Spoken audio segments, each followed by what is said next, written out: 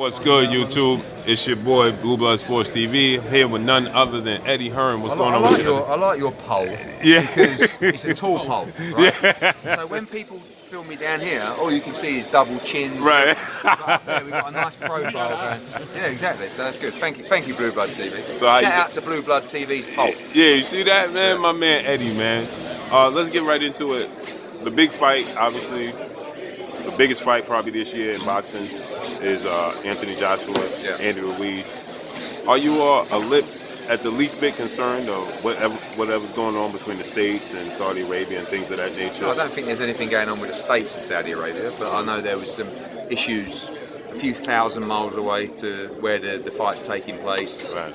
There's nothing from either government that's concerned about that in terms of travelling. Spoke to the organisers out there, all good. Tickets go on sale at the weekend and onwards we go. Right. Now, we've seen Andy Ruiz. He said that after this fight, he's going to retire Anthony Joshua. Joshua's going to have to sit down.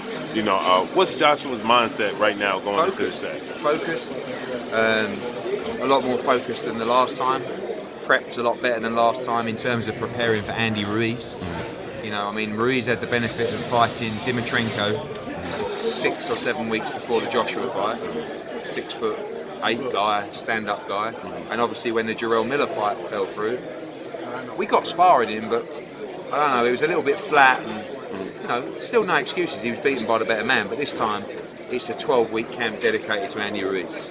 You know, in terms of sparring, in terms of mental fortitude, and you know, a massive moment for boxing. And you know something, I now that you mention that, I think a lot of people forget that he had that fight, because I forgot personally, and I'm like, he fought on a short notice, but I forgot that he had that fight. Prep. I mean, look, I think one of the things that Andy Ruiz has struggled with over time is coming off layoffs. Right. You know, if you can keep Andy Ruiz in the gym, keep him firing, that's the best place for him to be. Right. And obviously he finished that fight, went straight back into the gym, and you know, it was good for him. But he still, all that's irrelevant. He was the better man on the night. That's sport. That's boxing. Now, we saw a big fight this past weekend, Errol Spence, Sean Porter. Great fight, a fight that everybody was talking about was Kell Brook, maybe fighting Terrence Crawford. Bob Arum said that they didn't have the money to pay Kell Brook, and then Kell Brook said he don't know if he can make 47, but just yesterday he said that he's looking to a fight for Terrence Crawford. Yeah, he can make 47. I mean, you know, the big problem with Kell over the years has just been, you know, the discipline and staying in the gym. And when he's in the gym, he's great. You know, and he's in the gym now. He's training hard. He wants a big fight. You know, whether it's Crawford, whether it's Spence, whether it's those guys, whether it's Amir Khan, that's what he wants. And you know, he'll probably hold out to get one of those fights. I don't think Crawford will fight him next. I think he'll fight Kavaliauskas. And Kell wants a lot of money for those fights. You know. So we'll see. But I do believe Kell can make 147 if he's in the gym, and he's in the gym. Right. Now, what did you make of Errol Spence, Sean Porter fight? It was a really good fight. You know, it's like, not scrappy, but Porter does that so well. He makes you fight. I think Errol Spence could be done at 147 in terms of his best performances. I think that he's going to be much better at 154. I think he's always been tight at the weight.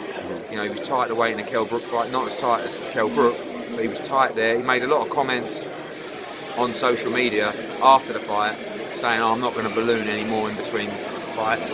So we know it was a tough weight cut. And I just think against Mikey Garcia and Sean Porter, he's never really tried to turn the screw when perhaps he might have used to turn the screw. And that's maybe because he's conscious about what he's got in the tank. You know, against Mikey Garcia, he won every round nearly, but he never really tried to stop Mikey Garcia.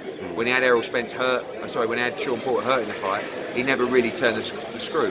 Great fighter. I just believe now at 147, Terrence Crawford is the favourite in that fight. And before, I felt that Errol Spence was the favourite in that fight. So who knows?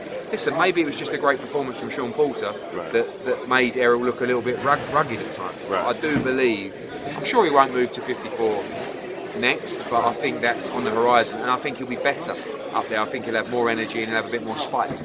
Now, jumping back into the heavyweight division, you proved to be right when you discussed Tyson Fury's numbers, and when the actual numbers came out, you know, you proved to be right. Well, what'd they sell? 3,000 tickets. I just find that, I can't believe it.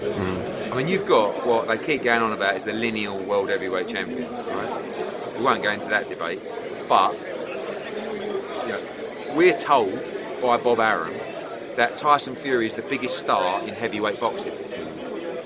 He sold 3,000 tickets for his fight. I mean, is that a problem with Tyson Fury, or is that a problem with American boxing? Maybe a bit of both. And I love Tyson Fury, by the way. We have our backwards and forwards. I think he's a great guy. I think what he's come back from is incredible.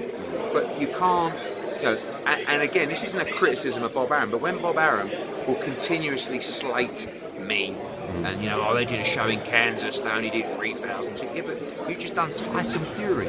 You did a show where ESPN spent a fortune, and you sold 3,000 tickets. So yes, I was right. And the worst thing about them doing events in Vegas is they report the tickets. Right. So they report the tickets, they report the comps. You can't lie. Right. So listen, it ended up being a good fight. Right. Because I think Tyson Fury I just think he couldn't get himself up for it. And I think Otto-Wilder boxed out of his skin, and obviously Tyson got cut, so it ended up being a good fight. But it just might be a problem with. There probably wasn't too much. Andy Ruiz obviously is a bigger name than Otto-Wilder, but at the time people weren't jumping off their seats about Andy Ruiz fighting Anthony Joshua. Done 19,000 at the Garden, right? So even his last fight against Tom Schwartz, which was his big sort of Vegas welcome, sold 4,000, 5,000. Right. So you've got to be careful when you're building big fights like Wilder Fury, to just not lose the momentum. And I feel like that fight's lost a bit of momentum. Right. Personally, I felt like they should have had one fight and gone straight into it. And now you start complicating things with cuts and delays, and who knows what's going to happen in Wilder Ortiz. Sometimes you've got to strike when a fight is massive. His dad came out and he stated that if you replace Otto-Wilder with Anthony Joshua Wilder or Ruiz, he loses. He says that his build-up, his training camps are all about I agree, him, but also you also got to take into account Tyson Fury thrives in the bigger fights, like when there's that extra pressure. I think he's more tricky, more focused when he's in with a Klitschko, Wilder, Joshua. So I don't think you saw the best of him against Otto-Wilder.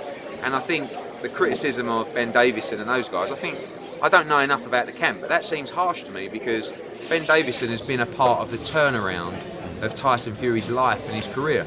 So you can't just say, these people turned my life around, and then now we're going to bring in this other guy. So, I don't know what John Fury knows, but he's not happy with the training set up in the camp. So that's their business. But you can't deny what Ben Davison has done, which is, help transform Tyson. And Tyson's been the one that's done it. But still, the people around you are important to get from where he got to where he is now, which is quite remarkable when you look at the change. Now, Deontay said that should he get past Luis Ortiz next, he wants to face the winner of Joshua but how versus can you Luis. start saying that now? Like, even, and I know me and you, we're like best friends now, right? But all the stick you used to give me about that, like even you must say, hang on a minute, why didn't you want to fight Joshua when he had the belt? Like, I don't know, it's weird. And for us, like the only pleasing thing about the whole situation is we don't give a fuck about Wilder now, because he's completely irrelevant. If AJ beats Ruiz, then you can start asking me questions about that. But right now, for the first time in 2 years, it's so irrelevant talking about Deontay Wilder. Let Wilder fight Ortiz, let him fight Fury. The only thing that AJ's got to do is win. I don't know, maybe retire afterwards. And say thanks everybody.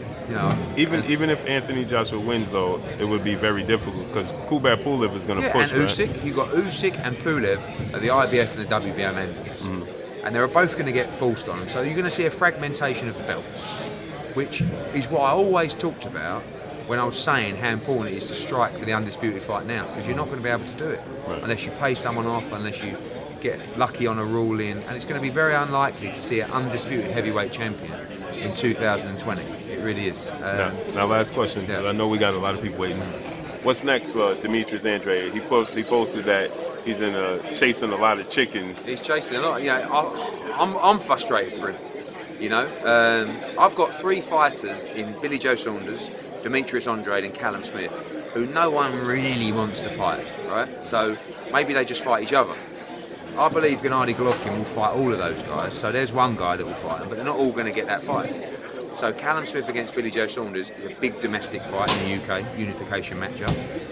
Billy Joe Saunders against Demetrius Andrade is a fight I'd love to see because we lost out on it once. Demetrius against Gennady Golovkin for a unification fight is another fight I'd love to see. What we've done for Demetrius has been fantastic in terms of keeping him busy, raising his profile, getting him active. He's had 3 fights in 10 months, but now he's got to have those career-defining fights because he may just be the best out of everybody. What about getting him a fight with any word with Jamal Charlo? Yeah, we'd be open to that. It's unlikely, it's unlikely, but we'd be open to that. The first thing we should be trying to do is to make him a big fight on our platform. If we can't do that, we have to look at elsewhere and see what other opportunities are out there for him. I appreciate you, Eddie. Cheers, Thank mate. you.